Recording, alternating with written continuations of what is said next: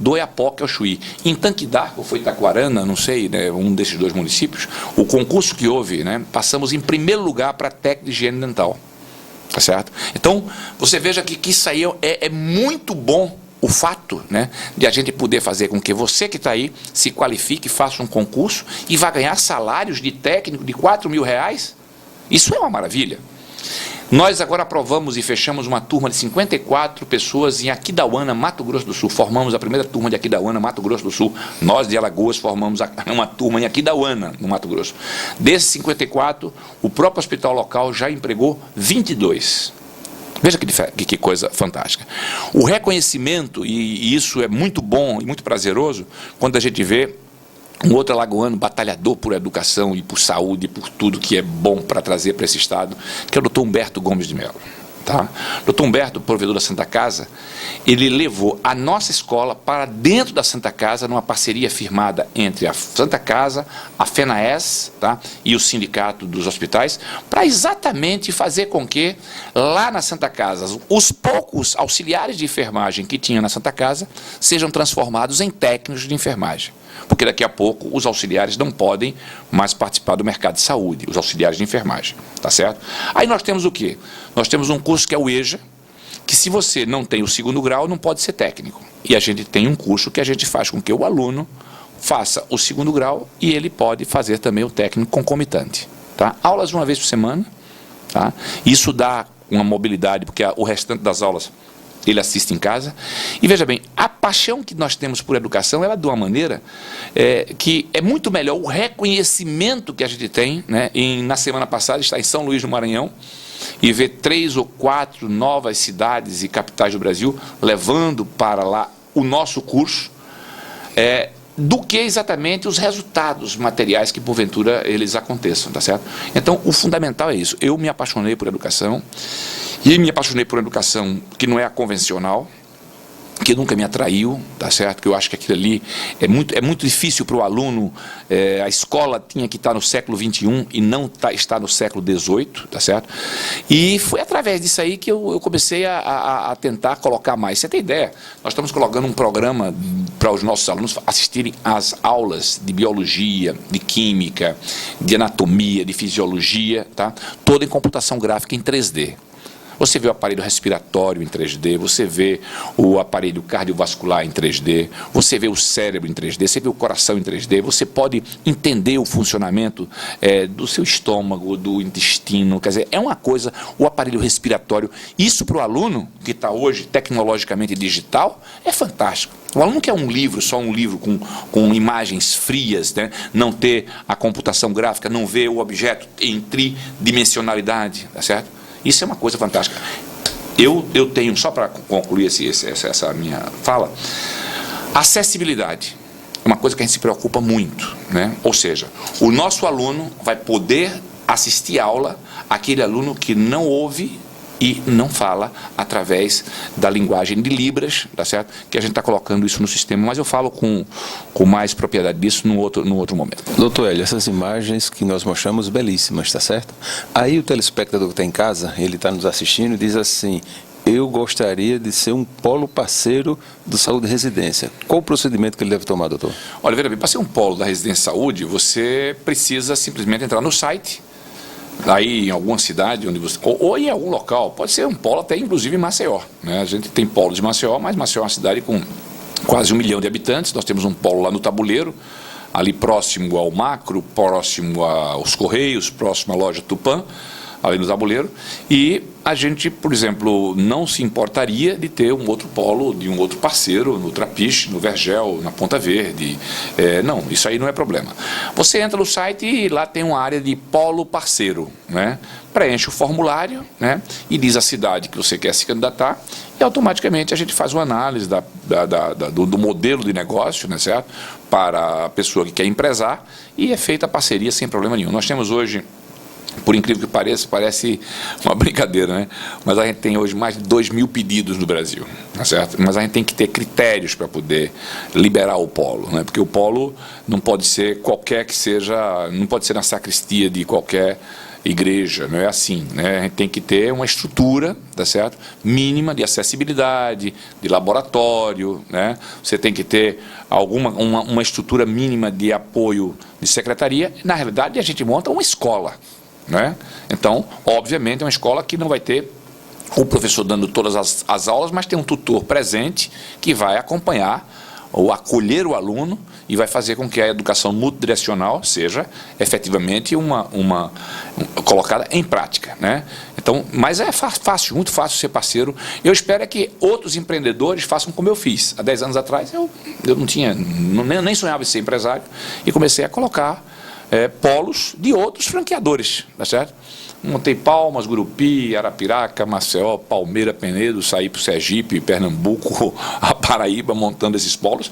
E depois disso aprendi a fazer esta educação e fiz um benchmark, fiz uma cópia mais apurada, né? E fui para uma área que eu não tinha conhecimento no início, né? Eu trabalhava com cursos na área de cursos livres e graduação, como eu já disse anteriormente, e resolvi não cuspir no prato que comia, né? Eu comia, aprendi a fazer isso na graduação e nos preparatórios para concurso, mas aí entrei na área dos cursos técnicos e você que está nos assistindo, que se quiser, é só entrar no www.residenciasaude.com.br www.residenciasaude.com.br, preencha um formulário e pode ser nosso polo parceiro.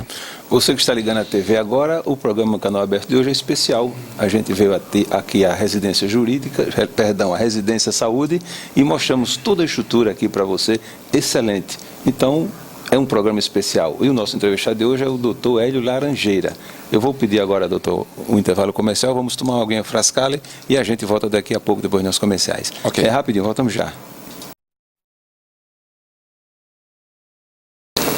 De volta aqui na TV Maceió com o programa Canal Aberto. O programa Canal Aberto de hoje entrevista o doutor Hélio Laranjeira. Ele é empresário, advogado e educador. Doutor Hélio, uma pergunta que a gente não pode deixar de fazer para o senhor. Quais são os estados que o senhor transmite essa nova fórmula aí, que é um sucesso? Pena que os veículos de comunicação, como o senhor falou no bloco anterior, não fazem essa divulgação, mostrando o trabalho que a Residência Saúde faz com os brasileiros e, por que não, com os jovens que estão querendo entrar no mercado de trabalho. Não, mas isso é com água mole em pedra dura, tanto bate até que fura. Um dia a gente chega lá, né? Não, assim, eu não tenho hoje mais assim, essa necessidade, essa ansiedade, né, da juventude, né? A gente hoje já tem o cabelinho já está chegando nas barbas e está chegando para a cabeça. E a gente sabe que, por exemplo, isso é porque a gente a gente quer que aconteça, né? É normal, a ansiedade é normal. Mas eu acredito que respondendo a tua pergunta, nós estamos chegando hoje em 24 estados do Brasil. Tá certo? Estamos com mais de 150 cidades espalhadas isso pelo Brasil. Isso tudo transmitido aqui de Maceió para o Brasil, tá certo? E o modelo, né, de tecnologia que a gente usa o satélite, que é o Intelsat 14, um satélite conhecido por algumas emissoras, inclusive de Alagoas, né, tem algumas emissoras de Alagoas que usam esse mesmo satélite que a gente usa, só que o satélite ele tem uma abrangência, ele tem uma área de cobertura, né, que vai desde a América Central e toda a América Latina, tá? Até a Argentina. Inclusive, ele tem no seu raio de cobertura um pouco de alguns países da África do Sul, coincidentemente alguns países que falam língua portuguesa, tá certo?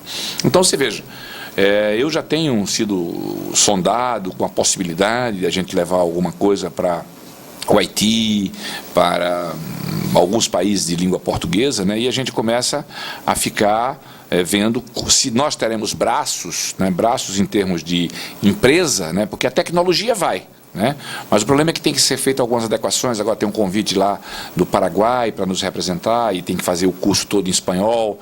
Então isso a gente tem dificuldade porque nós não temos professores aqui no Brasil em quantidade para fazer o curso em espanhol. Teríamos que mandar buscar alguns professores do país vizinho, né? Mas isso aí a gente está estudando, ver qual é a melhor forma de a gente fazer com que essa tecnologia nossa chegue a esses países vizinhos que também entendem. Então nós estamos hoje em 24 países. E não estamos nos 27, e não estamos no Brasil todo, porque existe uma legislação brasileira, por incrível que pareça, né, empresar nessa área é muito difícil, que ao invés de você estimular levar a boa educação, ao invés de o poder público querer que nós estejamos fazendo o melhor tecnologicamente para o país resolver o apagão da mão de obra, não.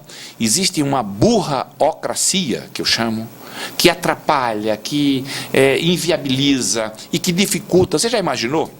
Eu preciso tirar 27 carteiras de motorista para dirigir no país como todo? Não tenho essa necessidade, tá claro?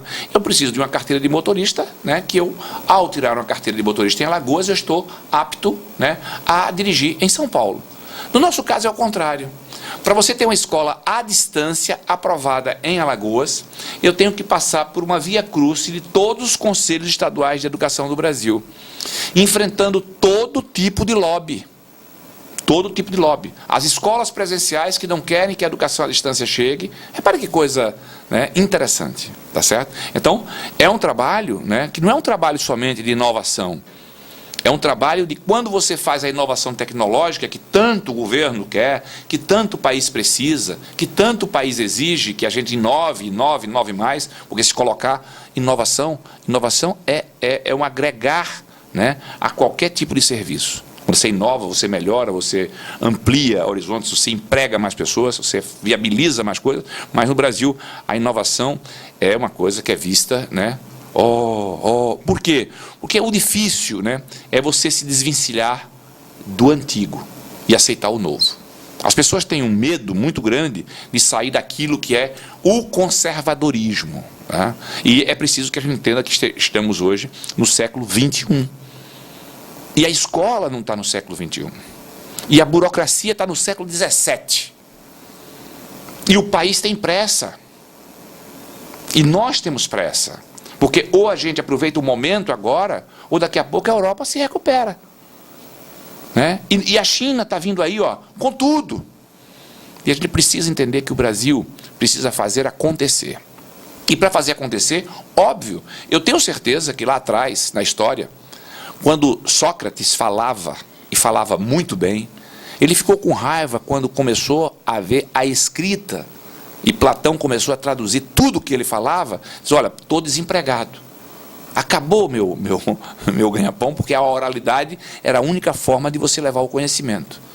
Depois da escrita, né, as epístolas de São Paulo, tá? O povo grego foi totalmente, né? O povo grego foi o povo que mais avançou porque a escrita nasceu naquele espaço, né? Então, automaticamente, tem que entender o seguinte, se você tem em Alagoas uma ferramenta tecnológica descoberta em Alagoas, feita em Alagoas por alagoanos, por que não usufruir dessa ferramenta tecnológica para a gente dar uma volta por cima e Alagoas sair? Eu tenho certeza absoluta.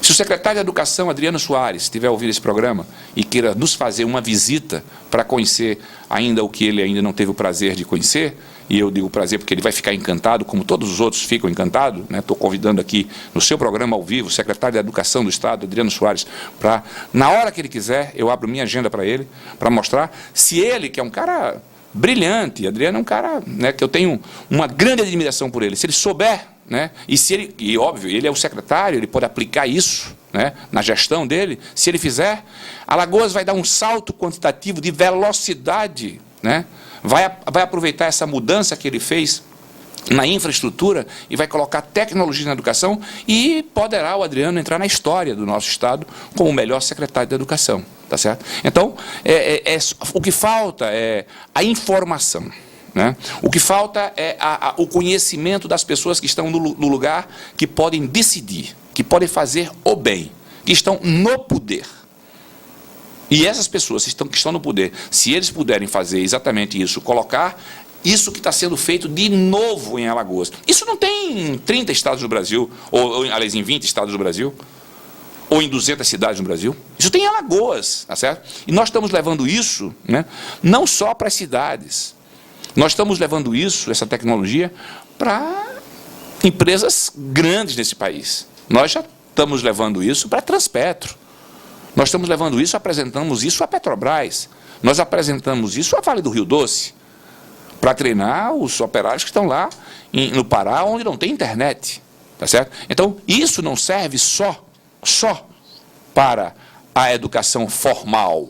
Isso serve para capacitação, isso serve para capacitação da mão de obra, isso serve para se colocar em vários lugares. Agora, é preciso que a gente saiba que construir um projeto como esse, né, não é fácil, não é fácil. O país precisa contribuir e acelerar e incentivar a inovação tecnológica, principalmente a inovação tecnológica na própria educação. Doutor Hélio, pegando esse gancho aí que o senhor acaba de falar, eu tenho certeza que o secretário Adriano Soares, que é nosso telespectador, o prefeito Cícero Almeida, enfim, vários políticos nos assistem, e eu tenho certeza que o senhor em breve será visitado para que veja realmente essa estrutura que o senhor oferece para o Brasil, para Alagoas e, quem sabe, para o mundo inteiro. Eu pergunto ao senhor, o senhor como um educador, o senhor como advogado, o senhor como empresário, falando do século XVII, que o senhor acaba de relatar um fato aí, como é que o senhor vê a educação no Brasil hoje, e principalmente no estado de Alagoas? Você falava também, né, aqui mais ou menos em off, e eu vou colocar para público, é que a questão da educação reflete em tudo, reflete na segurança, na insegurança, né?